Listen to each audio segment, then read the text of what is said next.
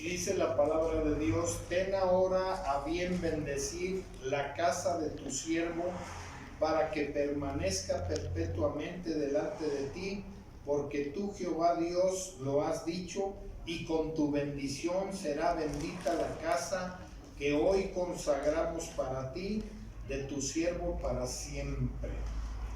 Amén. Bueno, lo pueden verificar, nomás le agregué una cosa. Sí.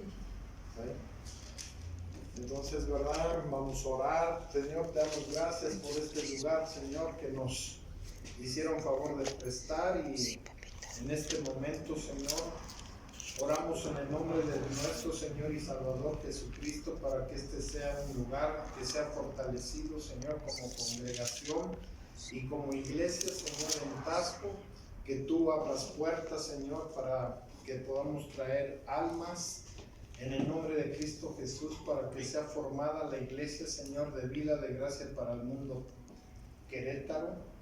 Fortalece este lugar, Señor, y que así como dice tu palabra, Señor, que sea un lugar bendito, Señor, un lugar, Señor, donde la gente se acerque, Padre, para que reciban toda ayuda y toda situación, Señor, de tu palabra, Padre, para que tú bendigas y hagas salvas a muchas familias. Oramos en el nombre de Cristo Jesús. Amén. Amén. Bueno, vamos a nuestra prédica del día de hoy. Vamos al libro de Éxodo, capítulo 12, en el versículo 37.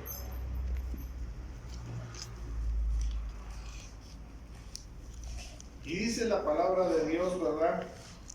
Partieron los hijos de Israel de Ramasés a Sucot como 600,000 hombres de a pie, sin contar a los niños. También subió con ellos grande multitud de toda clase de gente y de ovejas y de muchísimo ganado. Y conocieron tortas y levadura de la masa que había sacado de Egipto, pues no habían leudado, porque al echarlos fuera los egipcios no habían tenido tiempo ni para preparar la comida. De ahí que surge precisamente, ¿verdad?, esa fiesta del pan sin levadura, que fue un acto de que no les dio ni siquiera tiempo, porque finalmente los egipcios lo que tenían era prisa, ¿verdad?, para que saliera ese pueblo de Israel, porque ya había causado, ¿verdad?, muchos males, precisamente con todas las plagas que le habían llegado a Egipto por no dejar salir al pueblo de Israel, ¿verdad?, Faraón. Y entonces tuvieron que salir, y de ahí que es la fiesta entonces del pan sin levadura. ¿De qué quiero hablar? De la libertad.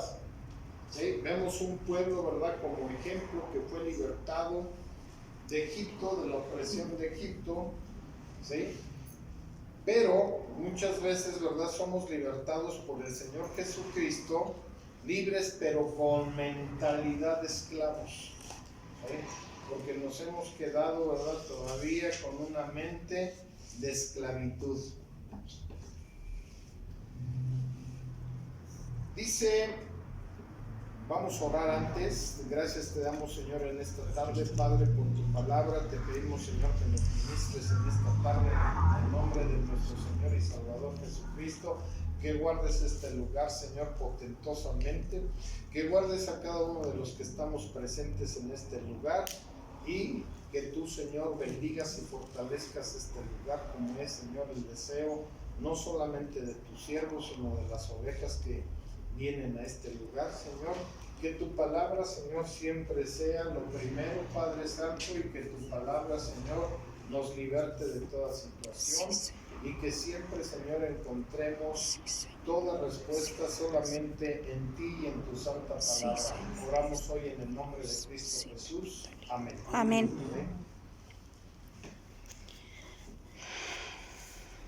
Si nosotros, ¿verdad?, vemos cuando fue liberado el pueblo de Egipto, la práctica no produjo una inmediata liberación del pueblo de Egipto. No solo porque los mismos esclavos continuaban pensando como esclavos, Ni siquiera, ¿sí?, ellos intentaron sublevarse contra Faraón, ¿verdad?, y su ejército, sino que finalmente aquí lo que había pasado, ¿verdad?, que ellos habían salido llenos de temor. Así en su mayoría nos encontramos con los cristianos, que hemos sido libertados por el Señor Jesucristo, pero con una mente todavía de esclavos, ¿sí? Y de tal manera que todavía tenemos una mente de esclavos que seguimos haciendo muchas cosas de las cuales fuimos enseñados no solamente por la iglesia tradicional, sino también, ¿verdad?, por nuestros padres, por nuestros familiares y nuestros seres queridos. Algo que debe de haber y que debe de ser muy importante en la vida nuestra es precisamente que debemos de ser libertados, ¿sí?, absolutamente. Dice Primera de Pedro capítulo 4 verso 1. Alex, la Biblia, por favor. Vamos a la primera carta de Pedro, en el capítulo 4 verso 1.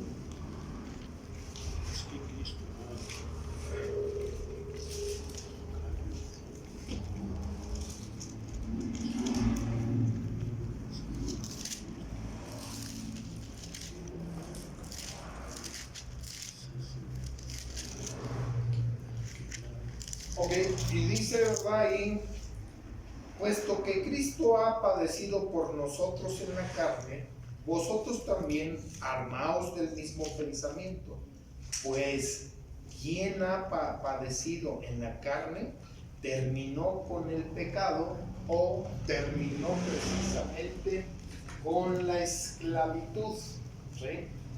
Ya Cristo lo hizo. Y aquí el problema es que nosotros seguimos siendo esclavos, ¿sí? Y debemos de ser ya libertados. Ya Cristo pagó todo pecado en la carne, toda esclavitud. Estoy hablando incluso de que muchos hombres, ¿verdad?, somos esclavos ¿de qué? Somos esclavos precisamente, somos esclavos del alcohol, de las drogas. Somos esclavos, ¿verdad?, de la fornicación, de la parte de la inmoralidad, de las malas palabras, del egoísmo, del orgullo y de muchas otras cosas. Hemos sido esclavos. Si nosotros no tenemos esa mente, imagínate entonces dónde queda el sacrificio del Señor Jesucristo. ¿A dónde? Dice el verso 2, para no vivir el tiempo que resta en la carne conforme a las concupiscencias. Esta palabra concupiscencia es una palabra griega que significa los malos deseos que nosotros teníamos, ¿verdad? Y dice las concupiscencias de los hombres, sino conforme a la voluntad de Dios. Los hombres tenemos malos deseos, y antes de Cristo nosotros teníamos malos deseos que pensábamos, ¿verdad?, que eran cosas rectas o correctas, no teníamos problemas según nosotros. Yo déjenme decirles algo, yo no conocí que era pecado tomarse una copa de vino hasta que conocí la Biblia. Yo pensaba que mi familia, mi padre y demás y mucha otra gente que bebía, ¿sí?, dentro de lo que nosotros conocíamos era algo muy normal, ¿sí? Hasta que vine a la Biblia y dice que los borrachos no heredarán el reino de los cielos, ¿sí? Y cosas semejantes. No solamente está hablando, habla de la drogadicción, habla de la inmoralidad, habla de la fornicación, del adulterio, etcétera, etcétera. Todas esas cosas no van a poder heredar el reino de los cielos.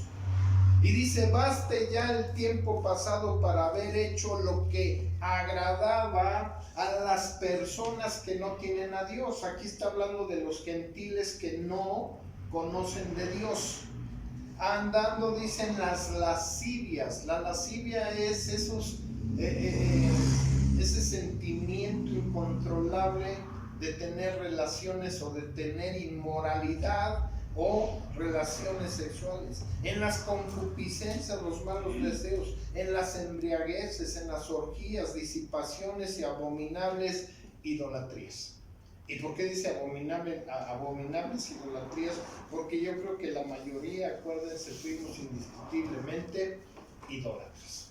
Fuimos enseñados en eso y además, ¿verdad? Nuestra nación es un país de idolatría, por lo cual, ¿verdad? Siempre vimos la idolatría como algo que era muy normal, ¿sí? Y no debemos de ver esto como algo muy normal, sino como algo que va contra, ¿sí?, el principio divino de Dios. A Dios no le gusta definitivamente todas esas cosas. Dios quiere, ¿verdad?, santidad. Dios quiere que estemos apartados, ¿verdad?, para Él en su exclusividad, ¿sí? Y Dios no quiere ninguna otra cosa en las cuales, ¿verdad?, nosotros caminemos. Dice la segunda carta de Pedro. Te pido mi celular, por favor, Alejandro. En el capítulo 1, en el verso 3, como todas las cosas que pertenecen a la vida, y dice, ¿verdad?,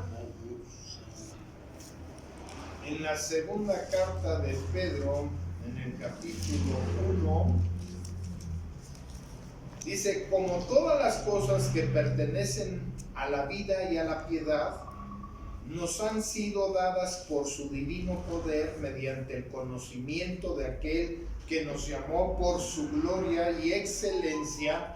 Y quiero explicar claramente esto, porque a veces, ¿verdad?, hablamos de piedad, pero finalmente hay una característica, amados, del Señor Jesucristo,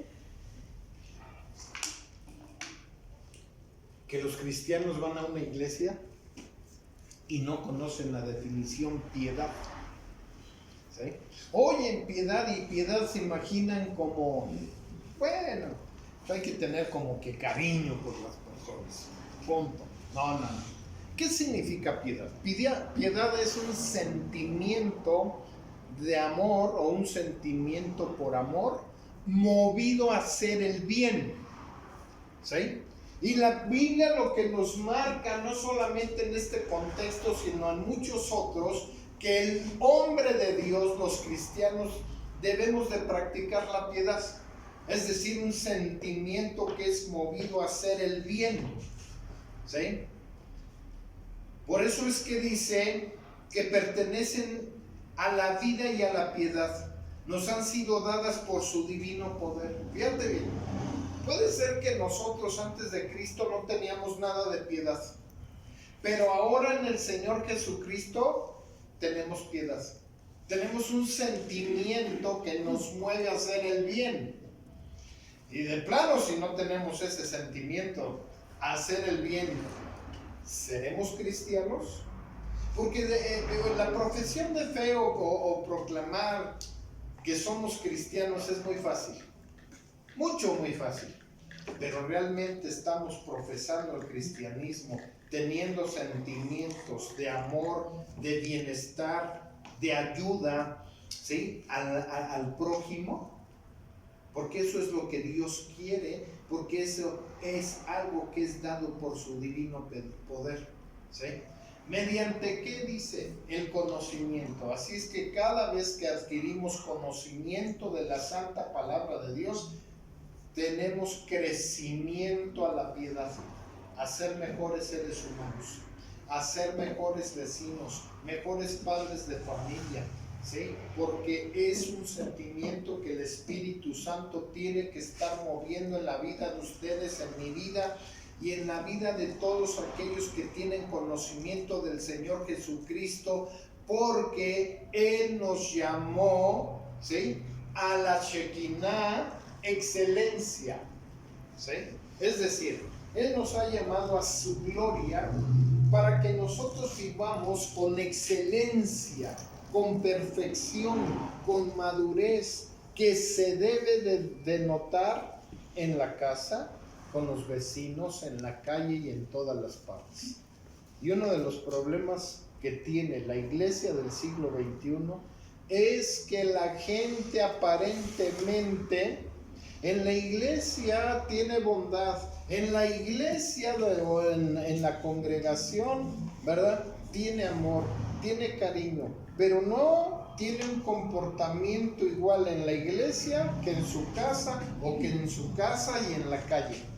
Y ese es el problema de la iglesia del siglo XXI, que ha sido enseñada, ¿sí?, en la supuesta gracia, que ha sido no otra cosa sino una licencia para cometer pecados, para ser antinomianistas y no respetar las leyes divinas del Todopoderoso.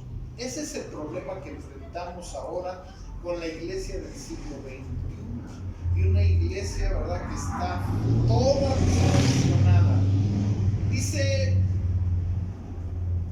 Joel Osteen, probablemente ustedes lo conozcan, que en la iglesia ya no se debe de mencionar el pecado, porque ya el pecado se lo llevó Cristo en la cruz del Calvario.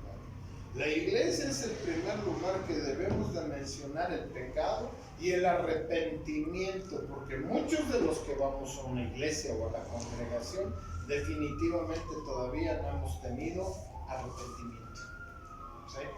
Y vemos como muchas de las frases, ¿verdad?, de mucha gente que efectivamente tienen iglesias enormes, grandes, pero que no han predicado lo que es correcto ante la presencia de Dios. Dice el verso 4, por medio de las cuales nos ha dado preciosas y grandísimas promesas, para que por ellas llegaseis a ser participantes de la naturaleza divina, habiendo huido de la corrupción que hay en el mundo a causa de los malos deseos. ¿Sí? ¿Qué nos dice? Que huyamos. ¿Cuántas veces nos llaman, verdad, los amigos, los familiares, y nos están diciendo, ¿qué tiene de malo que te tomes un par de copas? ¿Qué tiene de malo que fumes? ¿Qué tiene de malo, verdad, que tengas, verdad, 2 mujeres? Esa es parte de la concupiscencia y parte de lo que hay en nuestra sociedad, ¿sí?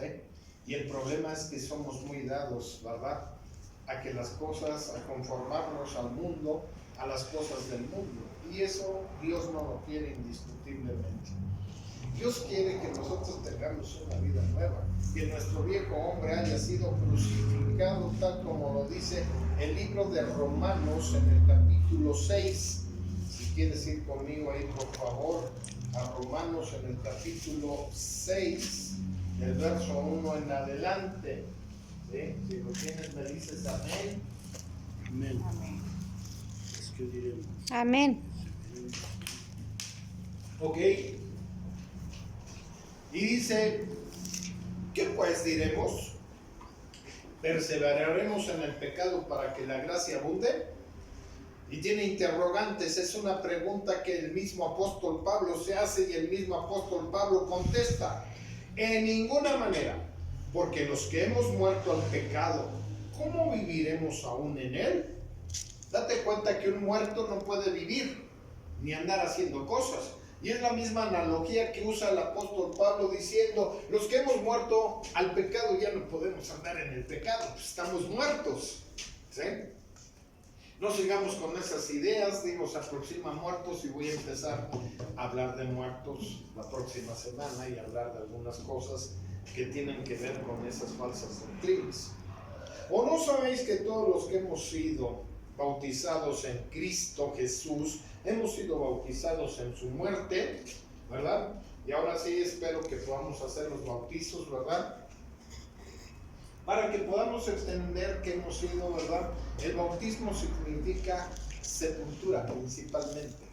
¿Y qué es lo que sepultamos? Al viejo hombre, la vieja naturaleza que está viciada conforme, ¿verdad?, a este mundo, llena de concupiscencia, llena de malos deseos. Y algo que tenemos que tener en claro es precisamente que el viejo hombre y la vieja naturaleza la vamos a ir a sepultar porque hemos sido crucificados juntamente con Jesucristo. Estamos muertos y ya no podemos andar en el pecado.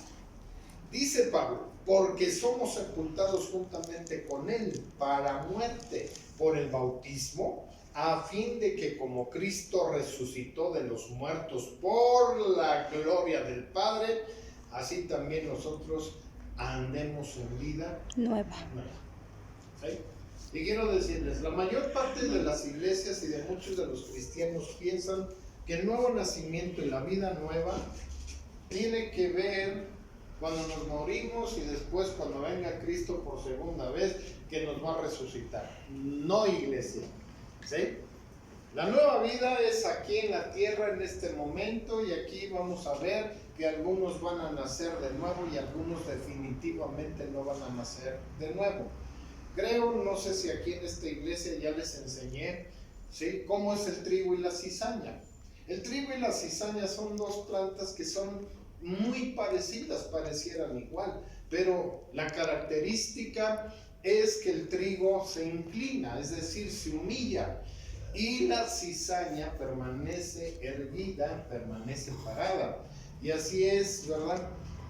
Hoy en día el hombre de Dios se humilla, pero el hombre que no es de Dios no se humilla, porque incluso es un hombre, ¿verdad?, orgulloso, soberbio, aún ante los ojos de Dios. Y nosotros esa parte yo quiero que tú sepas, ¿verdad?, que el hombre de Dios es un hombre que es humilde, ¿sí? Incluso cuando el hombre es reprendido, ¿verdad?, es humilde. El hombre cuando es confrontado con el pecado es humilde. ¿Cuántos de nosotros, verdad? Y déjenme decirles, la iglesia de vida de gracia para el mundo a mucha gente no le gusta porque confrontamos con el pecado y están acostumbrados a que les han dado, ¿verdad?, una gracia, pero una gracia que parece más bien que una gracia, ¿sí?, parece una licencia para pecar.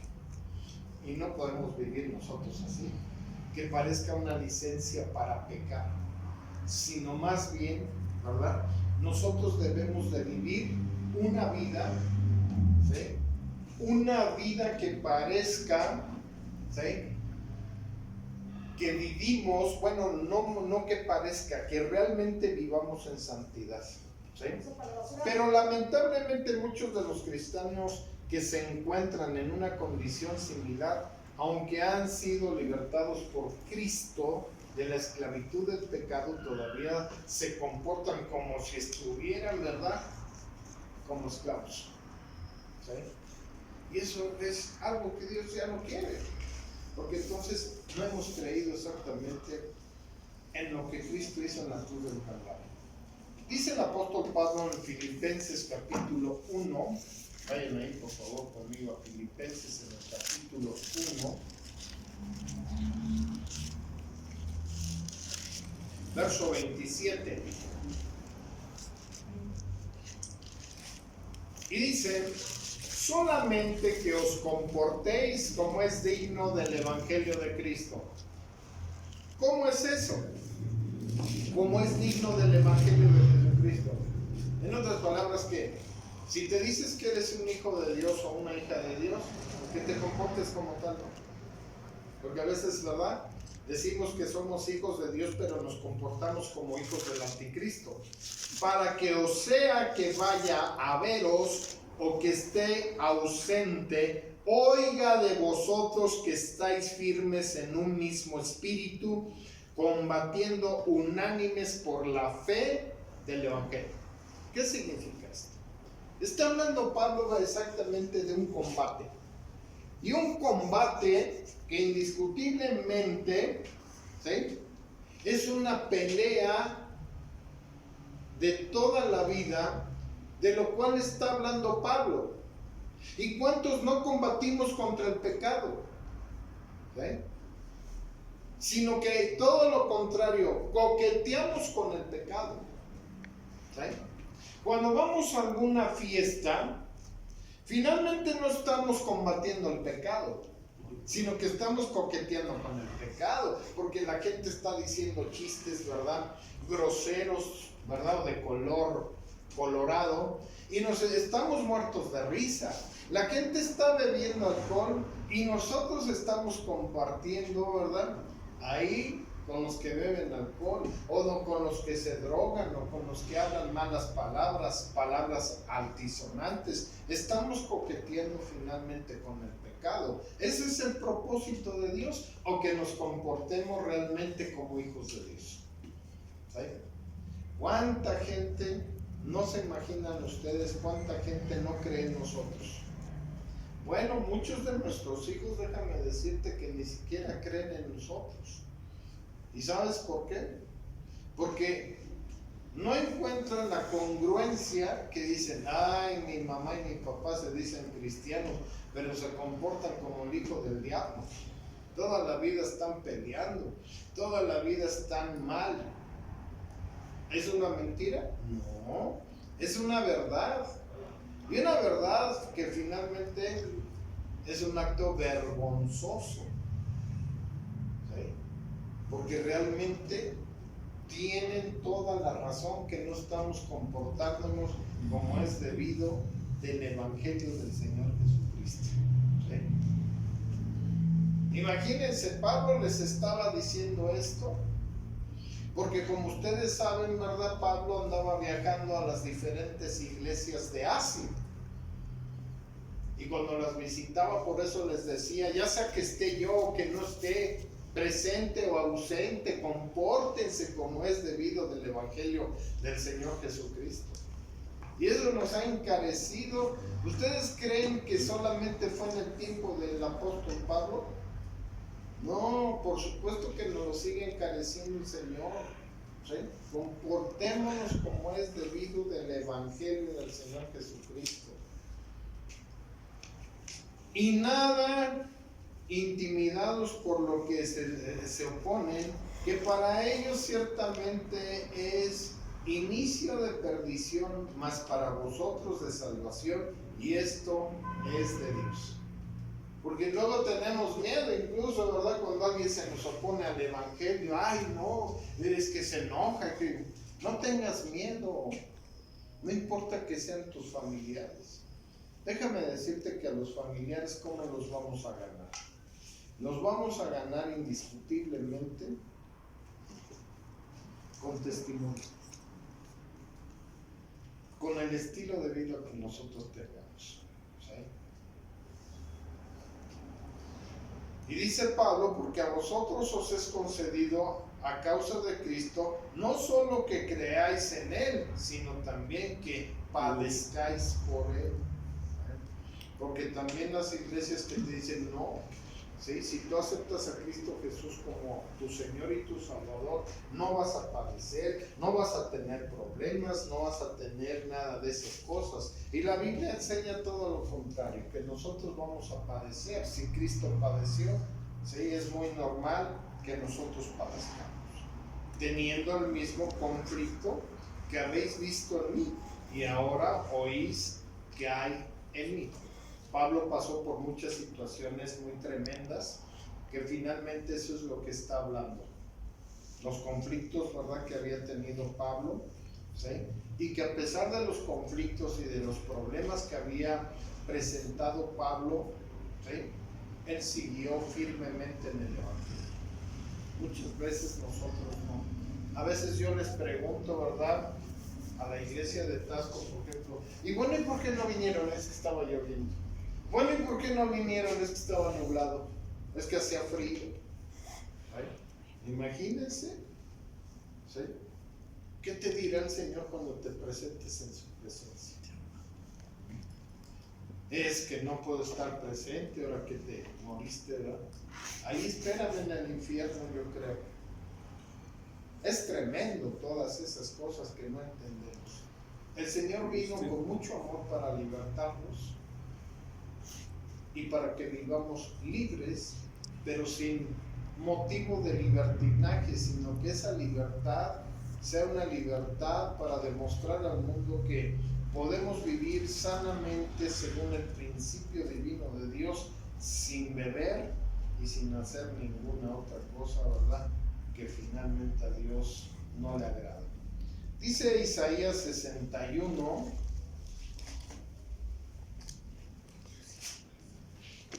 tú me dices cuando lo tengas con un amén.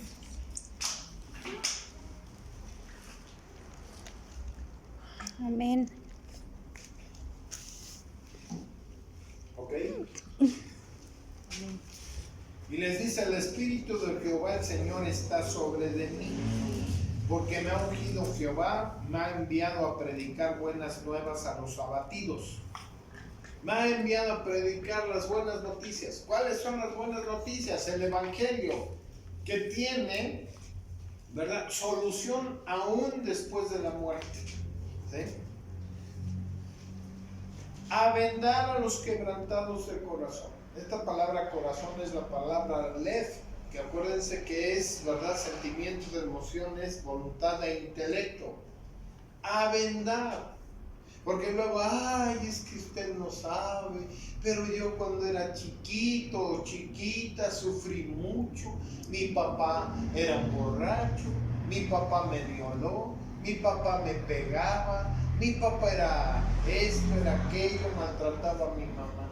Pregunta, ¿todavía no te sana el Señor? Porque si todavía no te sana, entonces la venida del Señor Jesucristo ha sido vana. Porque debes de entender que a eso vino y para eso derramó su preciosa sangre, para que fuésemos curados. Por sus llagas somos curados. Y déjame decirte, ese contexto bíblico lo usan mal. ¿Sí?